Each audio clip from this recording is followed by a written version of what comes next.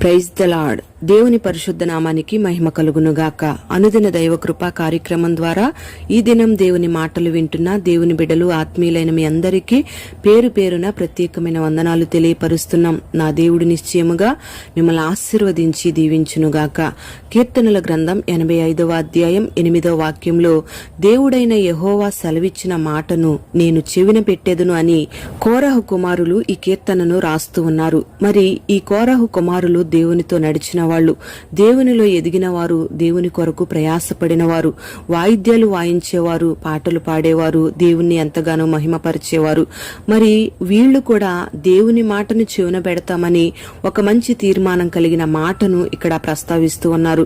దేవుని బిడ్డలారా, వీళ్లు దేవుని మాటను ఎందుకు వింటానంటున్నారు అని మనం ఆలోచన చేస్తే మన దేవుడు మాట్లాడే దేవుడై ఉన్నాడు.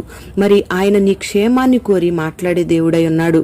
ఆయన నీతో వాక్యము ద్వారా అయినా మాట్లాడొచ్చు, కలల ద్వారా అయినా మాట్లాడొచ్చు, దర్శనముల ద్వారా అయినా మాట్లాడొచ్చు, నీ సేవకుని ద్వారా అయినా నీతో మాట్లాడొచ్చు. అందుకే వీళ్ళు దేవుడు సెలవిచ్చిన ప్రతి మాటను వింటానంటున్నారు. మరి ఆయన ఏం మాట్లాడతాడు అని మనం ఆలోచన చేస్తే అదే కీర్తన గ్రంథంలో రాయబడిన మాటను మనం గమనిస్తే ఆయన తన ప్రజలతోనూ తన భక్తులతోనూ శుభవచనం సెలవిచ్చును అని ఈ వాక్య భాగంలో రాయబడి ఉంది. ఎవరైతే యేసు రక్తం ద్వారా కడగబడతారో వారే ఆయన యొక్క ప్రజలు.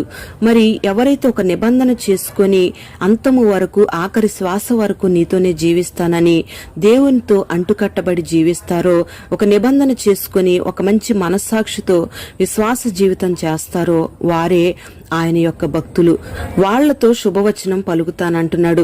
మరి ఆయన సెలవిచ్చే శుభవచనం ఏంటి అని మనం ఆలోచన చేస్తే కీర్తనల గ్రంథం 29వ అధ్యాయం 10-11 వాక్యాల్లో మనం గమనించినట్లయితే ఆయన తన ప్రజలకు బలమును అనుగ్రహించును అని, ఆయన తన ప్రజలకు సమాధానం కలుగు చేయును అని, ఆయన తన ప్రజలను ఆశీర్వదించును అని ఈ వాక్య భాగంలో రాయబడి ఉంది. ప్రియ దేవుని బిడ్డలారా, ఎవరైతే యేసు రక్తం ద్వారా కడగబడి ఒక తీర్మానం కలిగి ఆయన భక్తులుగా కొనసాగించబడతారో వారికి దేవుడు ఈ వాగ్దానాలను అనుగ్రహిస్తూ ఉన్నాడు. వారికి బలాన్ని అనుగ్రహిస్తానంటున్నాడు. మరి ఈ లోకంలో అనేకమైన ఆహార పదార్థాలను తిని సంపాదించుకునే బలం కాదు గాని ఆయన ఆత్మీయ బలాన్ని అనుగ్రహిస్తాడు. మరి ఆ ఆత్మ బలాన్ని దేవుడు నీకు అనుగ్రహిస్తే నీకున్న అపజయాలన్నిటినీ కూడా నువ్వు జయించగలుగుతావు. నీ మీద ఏలుబడి చేస్తున్న చీకటి శక్తులను నువ్వు జయించగలుగుతావు. మరి చెడు ఆలోచనలను నువ్వు జయించగలుగుతావు. శత్రువుల మీద విజయాన్ని నువ్వు చూడగలుగుతావు. మరి ఈ దినాన బలహీనమైన స్థితిలో ఒకవేళ ఉన్నావే, నేను బలహీనుడనయ్యా, నన్ను బలపరచు అని ఆయన బలము కొరకు నువ్వు కనిపెట్టుకుని ప్రార్థన చేయగలిగితే నిశ్చయముగా నా దేవుడు తన బలాన్ని నీకు అనుగ్రహించి నీకు అన్ని విషయాల్లో విజయాన్ని కలుగు చేయబోతూ ఉన్నాడు. అంతేకాకుండా మరి ఆయన నీకు సమాధానాన్ని ఇస్తానంటున్నాడు. మరి ఈ దినాన ప్రతి కుటుంబాన్ని మనం గమనిస్తే అన్ని సమృద్ధిగా ఉన్న కుటుంబాలలో సమాధానం కొదువైపోతూ ఉంది. భార్యాభర్తల మధ్యలో, బిడలకు తల్లిదండ్రులకు మధ్యలో, పనిచేస్తున్న పనివారి మధ్యలో ఎక్కడ చూసినా అసమాధాన పరిస్థితులే కనబడుతూ ఉన్నాయి.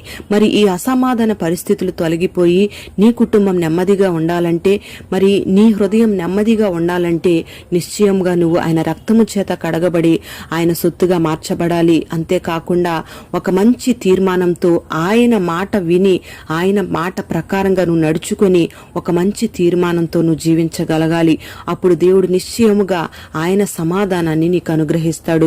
అంతేకాకుండా ఆయన నిన్ను ఆశీర్వదిస్తానంటున్నాడు. మరి నీ జీవితంలో ఎన్నో సమస్యలు ఉండొచ్చు, ఎన్నో ప్రతికూలమైన పరిస్థితులు ఉండొచ్చు. ఇక నేను ఆశీర్వదించబడలేను, నేను దీవించబడలేను అని ఒక అవిశ్వాసంతో నువ్వు ఉండొచ్చు. కానీ నా దేవుడు తన ప్రజలతో సెలవిస్తున్న మాట ఏమిటంటే, తన భక్తులతో సెలవిస్తున్న మాట ఏమిటంటే, నేను నిన్ను ఆశీర్వదిస్తాను అని. Praise the lord. ఆయన నిన్ను ఆశీర్వదించబోతూ ఉన్నాడు.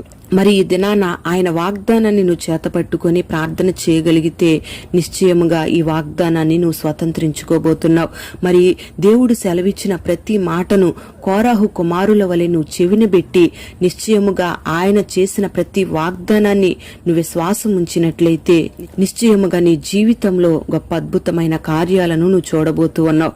మరి దేవుడిచ్చిన ఈ వాగ్దానాల్ని, ఈ మాటలు విన్న నీ జీవితంలో నా దేవుడు నెరవేర్చి స్థిరపరిచి ఆశీర్వదించునుగాక. ప్రార్థన. పరిశుద్ధుడవైన తండ్రి, దయగలిగిన దేవానికి స్తోత్రం చెల్లిస్తున్నాం. ఈ మాటలు విన్న నీ బిడ్డలందరినీ కూడా పేరు పేరున మీరు ఆశీర్వదించండి. కోరాహు కుమారులు నీ మాటను చెవిన పెడతానని వాళ్ళు సెలవిస్తూ ఉన్నారు. మరి ఆ రీతిగా ఈ మాటలు విన్న నీ బిడ్డలందరూ కూడా నీ మాట వినేవారిగా మీరు మార్చండి. ఎవరైతే నీ మాట వింటారో వారితో శుభవచనం సెలవిస్తానని మీరు సెలవిస్తూ ఉన్నారు. మీరిస్తున్న శుభవచనాన్ని, శుభ వాగ్దానాల్ని నీ బిడ్డలందరూ స్వతంత్రించుకోవడానికి మీరు కృప దయచేయండి. మీరిస్తున్న బలాన్ని నీ బిడ్డలు పొందుకొని నీలో నుంచి వస్తున్న సమాధానాన్ని అనుభవించడానికి, ప్రతి ఆశీర్వాదాన్ని, దీవెనను నీ బిడ్డలు పొందుకోవడానికి మీరు కృపను అనుగ్రహించి పేరు పేరున నీ బిడ్డలందరినీ ఆశీర్వదించి దీవించి వర్ధిల్ల చేయమని మహిమ, ఘనత, ప్రభావాలు నీకు మాత్రమే ఆరోపిస్తూ నజరేయుడైన యేసు పేరట వేడుచూ ఉన్నాము తండ్రి. ఆమేన్.